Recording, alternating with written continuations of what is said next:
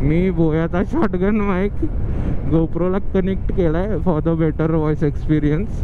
कारण मला माहिती आहे विंड ब्लास्टचा आवाज खूप जास्त येतो गोप्रोमध्ये if you are not using proper kit for the moto vlogging.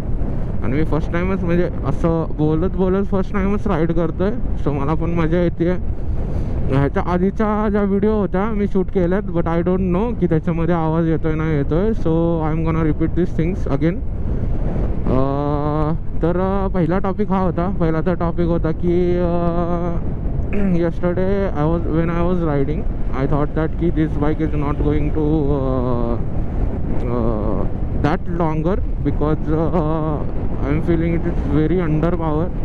So I am thinking to this is high time I am thinking to change the bike.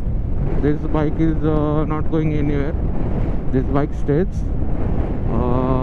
पण मी विचार करतोय की हाच वेळ आहे अपग्रेड करायचा.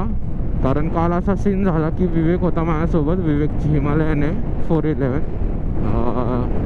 तर माझ्या गाडीचा इश्यू असा होत होता की टायर प्रेशर ॲटोमॅटिकली वाढत होतं, ॲटोमॅटिकली कमी होत होतं. आणि आत्ता पण नाव also I am facing same problem with it. तर त्याने माझी गाडी मी वैतागलो होतो ही गाडी चालवून.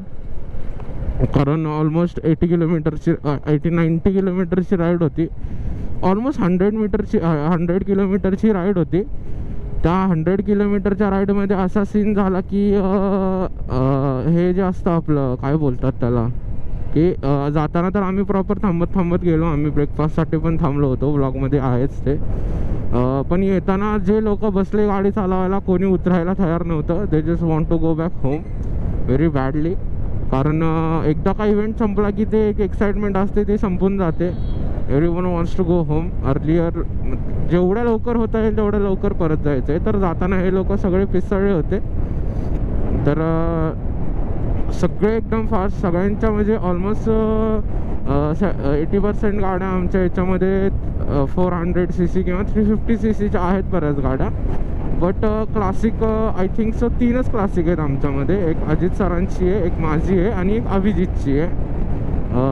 बाकी सगळ्यांच्या गाड्या म्हणजे आहेत त्या म्हणजे आत्ताच्या लेटेस्ट बाईक्स आहेत रॉयल एनफिल्डच्या.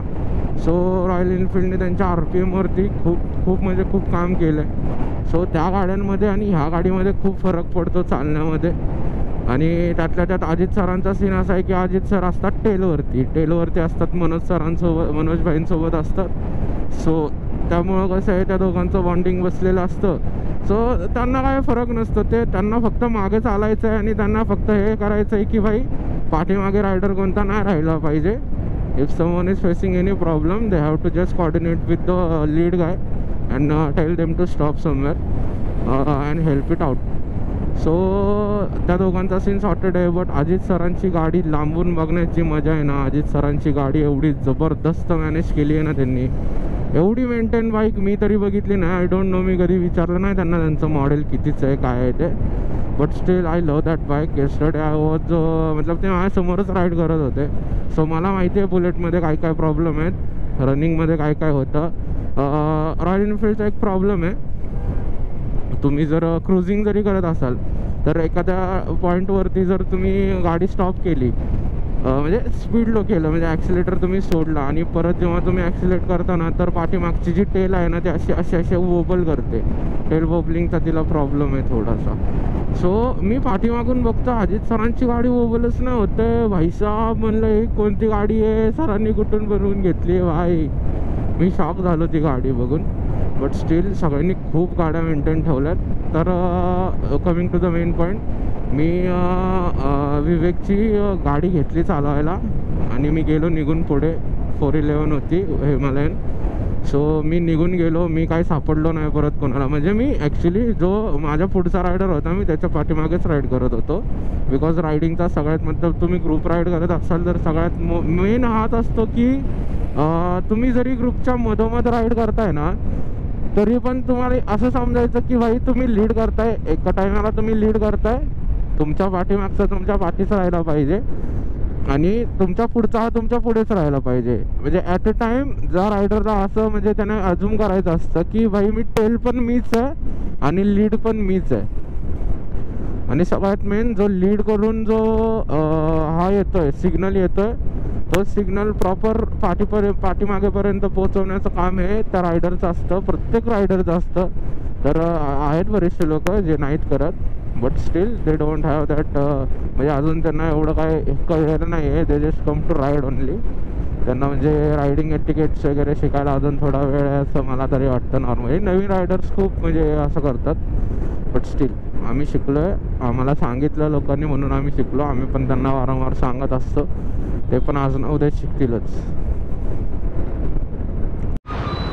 वन्स मोर गाइस, मी जातानाच बघितलं होतं इथे काय एवढी गर्दी असते ना. आय रिअली डोंट नो, रस्त्याचं काम चालू आहे म्हणून असते, काही सीन आहे यार. म्हणजे मी वैतागलो आहे आणि माझी गाडी एवढी कॅपेबल नाही आहे इथून ऑफ रोडिंग करण्यासाठी, बिकॉज पाऊस पडला आहे खूप, गाडी माझी स्किप करते.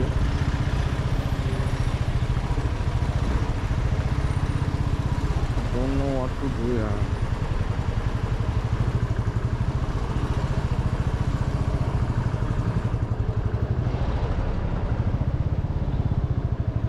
Take the road, not gonna try something else. I don't want any trouble right now because I don't have energy in my body because of yesterday's ride.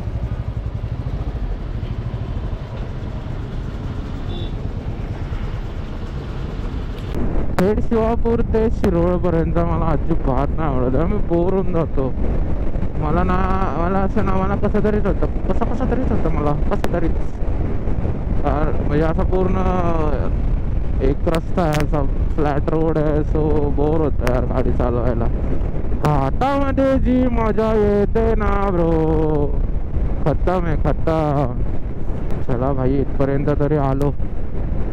नाही यार अजून खूप लांब आहे, मला बोर होतंय. अजून इंडस्ट्रियल एरिया पण चालू नाही झाला यार शिरोळचा. इंडस्ट्रियल एरिया चालू झाल्यावरती तरी एक झोप भेटते की नाही भाई, म्हणजे आलोय कुठेतरी जवळ आलोय. पण काय यार, अरे भाई ही काय पद्धत आहे का? वॅगनार नाही दिसत आहे भाई रोडला, काय सीन आहे. नाही ह्या गाड्यांनी रिअली ह्या गाड्यांनी अल्ट्राज वगैरे आहेत ना, ह्या गाड्यांनी रिप्लेस करून टाकलं वॅगनारला. तर जे कोणी असतील वॅगनार ओनर त्यांना माझ्याकडून इज्जत अजिबात नाही भेटणार.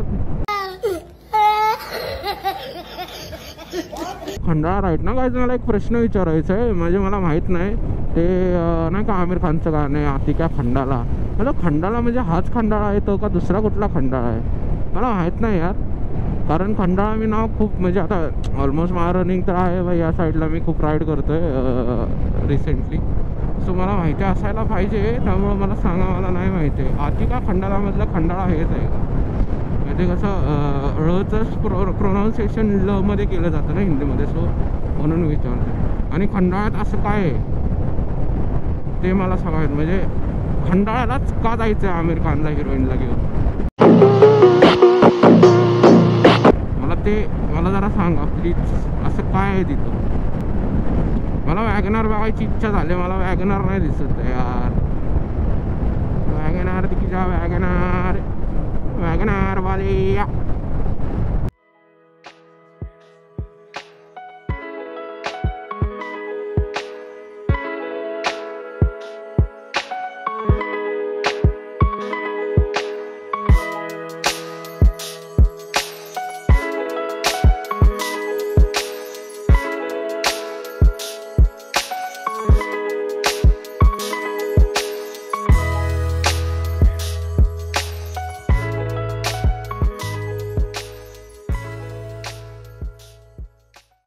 सातारा म्हणजे साताऱ्याच्या हद्द चालू झाले इथून, आणि you guys can enjoy the view.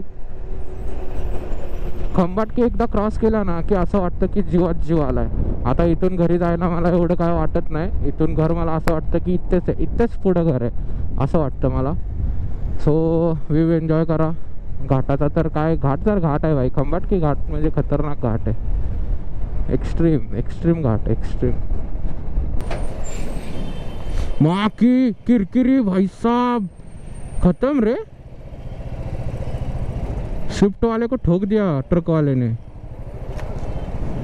नहीं मरा नहीं है कोई, लेकिन वो राइट साइड का टायर पूरा ख़त्म हो गया, एक्सल विक्सल ख़त्म हो गया भाई।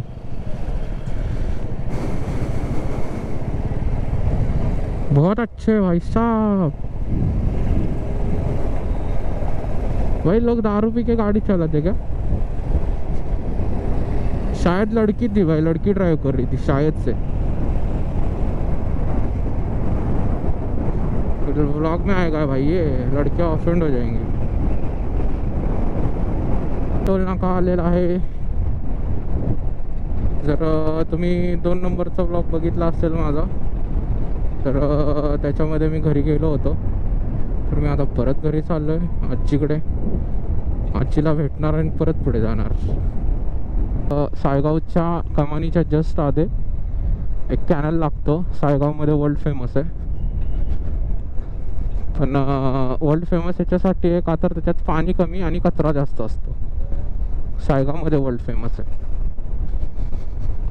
आम्ही लहानपणी खूप खेळलोय, मला अजून पण आठवतंय। मी माझ्या पूर्ण एंटायर लाईफमध्ये फक्त एकदाच या कॅनेलला आलो होतो पोहायला, आणि त्यात पण नशीब माझं एवढं घाण होतं, ते तर आहे अजून पण घाणच आहे। साला ये दुख काय खत्म नहीं होता बे। काच लागली होती, पाय फाटला होता माझा पूर्ण। तेव्हापासून मी परत त्या कॅनलला कधी गेलोच नाही। लोकांना एवढं पण कॉमन सेन्स नाही आहे की कॅनलमध्ये कचरा कोण टाकतं यार, शी फालतू। बघा हो माणूस, मी सायगावला आलोय आणि मला भेटला नाही असं कधीच होत नाही। चालू आहे ब्लॉग, डिस्प्लेला दिसना। हां आता दिसते। काय म्हणणं आहे तुझं? कसं वाटतंय माझ्या ब्लॉग मध्ये? एक नंबर। कसे वाटले? माझ्या आधीचे ब्लॉग बघितले का? बघितलं की आता तर गोप्रोवर आहे। 3रा 4था पर्यंत बघितलंय। हा 4च ब्लॉग आहे, सगळेच बघितले। आता तर गोप्रोवरचा ब्लॉग आहे। काल राईडला गेलो होतो रे, स्पेशल IBW साठी गेलतोय। हो चाय पकोडा, चाय पकोडाला गेलो पण काय चाय पकोडा बरोबर नव्हता भावा। ते असतंच की, जॉलाईन दुखते जॉलाईन। तर असतंच तसं, एवढ्या सगळ्यांना द्यायचं म्हणल्यावर ती 900 जण होते रे, 900 जण होते। ती कॉम्प्रोमाइज करणार नाही। आता कशाला चाललंय? नाही सांग की। नाही सहज चाललं। पोरग तयार बियार होऊन गॉगल टाकून निघालाय सिलेंडर आणायला। हेच असतं, कुठली बी गाडी घ्या, काय बी करा, किती पण पैसे कमवा, मम्मी काय म्हणते, जा भाड्या जाऊन सिलेंडर घेऊन ये। ओके बेकार सीन आहे भाई। गोप्रोला मगाशी कॅप लावली होती लेन्सला, आणि मी घरातून निघलो सायगावमधून, आणि मी एक व्हिडिओ शूट केला थोडासा, मी बोललो तिथे काय काय। आणि मी आत्ता बघतोय की हायवेला लागल्यावरती मी बघतोय की मी कॅपच काढली नाहीये। मारो हमको जिंदा मत छोड़ो। काय करायचं आता? काय करू? उडी बिडी मारू का चालू गाडीवरून? तर अराउंड 2 तास काकीसोबत गॉसिप करून झाल्यानंतर फायनली मी निघलोय घरासाठी। मम्मीचा फोन आला होता, मम्मी बोलली कुठे आहे, पाऊस वगैरे आहे का कुठे? बोललो नाही आहे, येतोय बोललो, 1 तासाभरात पोचतोय बोललो घरी। तर we are back on national highway 4, Pune Bangalore highway. Oh my god, मी काय बघतोय? वॅगनार,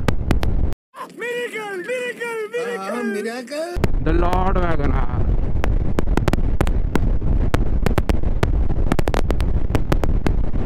तुम्हाला माहिती आहे का, वॅगनार दिसली ना की काय करायचं असतं माहिती आहे का? वॅगनार दिसले की असं पाया पडायचं असतं, पाया पडायच्या। लॉर्ड वॅगनार आहे ती, लॉर्ड वॅगनार। वॅगनारची बॉडी कशी बनते माहिती आहे का? थोडं मेटल, म्हणजे 30% मेटल आणि 70% थर्माकॉल आणि कागद मिक्स,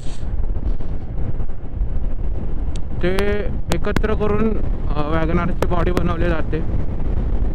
फायनली अराउंड 120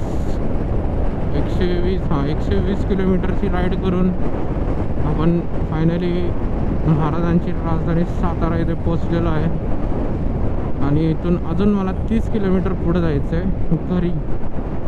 मी सातारामधून 30 किलोमीटर पुढे राहतो। सो बट आता इथून पुढे ना सवय झाली आहे, इथून पुढे म्हणजे सातारा अपडाऊन सारखं चालू असतं सो एवढं काय वाटत नाही. तर म्हणजे की ते 10 मिनटात जातं, 10 मिनटात इथून नागठाणपर्यंत.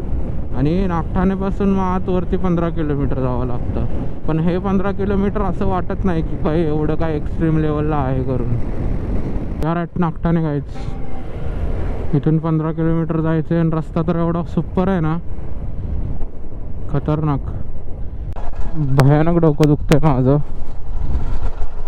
आणि त्यात हा रस्ता बघून मला चक्कर येते. मला गरम खूप होतं इकडे. इकडे नाही एवढं गरम होतं ॲक्च्युली. मुंबई पुणे नको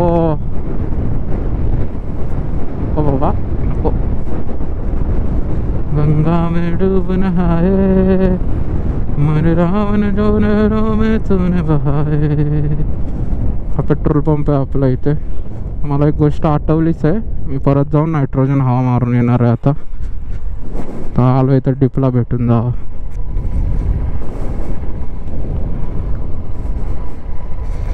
हाय डीप.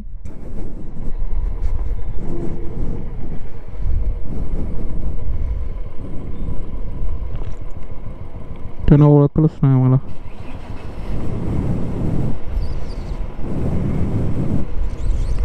पोचलो एकदाचा घराजवळ. म्हणजे इथेच घर आहे माझं खाली. तर ॲक्च्युली एक असं बोलायचं होतं मला की ज्या पद्धतीचा सपोर्ट मला आता भेटतो आहे, मला खरंच अनएक्सपेक्टेड होतं सगळं. खूप कमी वेळात चांगला सपोर्ट भेटतो आहे. व्ह्यूज वगैरे चांगले येतात. मोठा भाऊ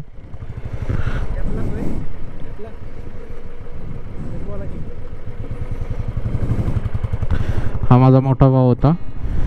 तर खूप कमी वेळात चांगले व्ह्यूज वगैरे येतात, सगळं येतं आहे. खरंच मी खूप थँक्यू म्हणायचं आहे मला तुम्हाला सगळ्यांना.